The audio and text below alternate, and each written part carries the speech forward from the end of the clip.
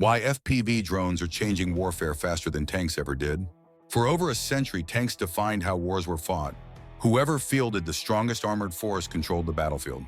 Armor meant dominance, firepower meant survival, mobility meant victory. Entire armies were built around that idea.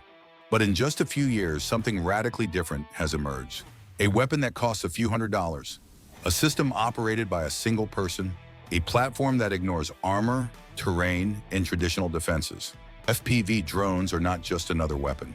They represent a faster, more disruptive shift in warfare than tanks ever did. The tank evolved slowly. From World War I to modern main battle tanks, improvements came over decades.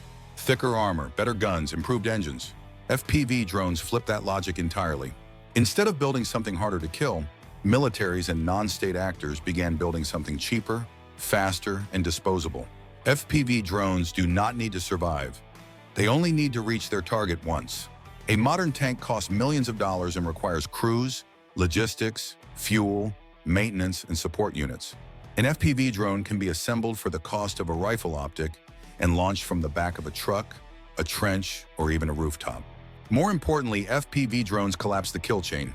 Traditional armored warfare relies on detection, identification, command approval, and engagement. FPV drones remove nearly all of it.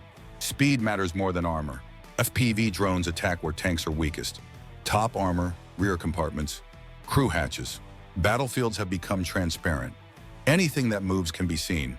Anything that is seen can be targeted. Tanks still matter, but they no longer dominate.